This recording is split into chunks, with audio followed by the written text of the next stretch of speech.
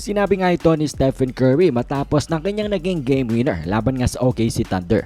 Pero bago yan, unahin muna natin itong si Draymond Green mga idol na isa nga sa mga suspect kung bakit naging kontrobersyal yung game winning attempt na yon ni Stephen Curry. Well mga idol, ipaliwanag muna natin ng saglitan. Matapos kasi ng shot attempt na ito ni Stephen Curry ay sabi ng referee na offensive goaltend nga daw ang ginawa ni Draymond dahil hinawakan niya daw ang bola.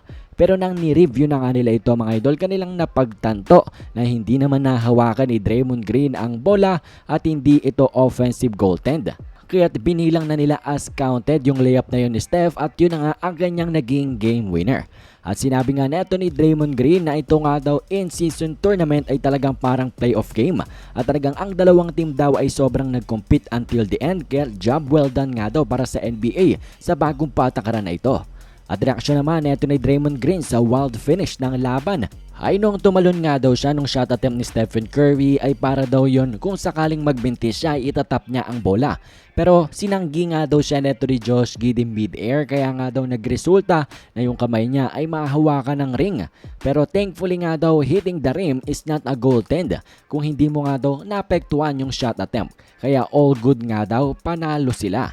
At ito naman si Stephen Curry, kanyang reaksyon ng mga idol sa kanyang naging game winner ay big win nga daw ito sa kanila ngayong game. Nang dahil hindi lang daw ito isang normal na game dahil ito daw ay parte ng in-season tournament. Yung laban nga din daw kanina down the stretch ay talagang back and forth na parang pagre-representa daw ng naging buong laban nila. Lots of scoring, lots of playmaking ang ginawa ng both teams at lots of competitiveness nga rin daw. At talaga naman daw na may extra energy nga daw ang dalawang teams nang dahil sa sitwasyon neto sa in-season tournament. Para ba daw mala-playoffs mga idol kagaya ng sinabi neto ni Draymond Green. At then ito ang kanyang naging reaksyon ng mga idol sa wild ending ng labang ito ng Warriors at OKC. Sabi niya sa live action nga daw ng kanyang controversial game winner ay hindi niya nga daw nakita ang buong play nang dahil pa bagsak nga daw siya noon papuntang baseline. At ang tanging nakita niya nga lang daw mga idol ay yung pumasok yung bola and then si Draymond Green was up there. Nasa area nga daw, pati rin si Josh Giddey. Hindi niya nga daw nakita yung paghawak ni Draymond sa ring at yung paghawak din ni Josh Giddey sa net. But thankfully nga daw the referees made the right call at in favor nga daw sa kanila ang tawag at sila ay nanalo sa labang ito. At binigyang puri nga rin neto ni Stephen Curry si Chet Holmgren mga idol kung saan sinabi niya na tough cover nga daw talaga itong si Chet sa mga big men pati na rin sa mga gwardya nang dahil 3-level scorer nga daw itong si Holmgren. At matapos nga niya mga idol ay nag-jersey swap nga sila.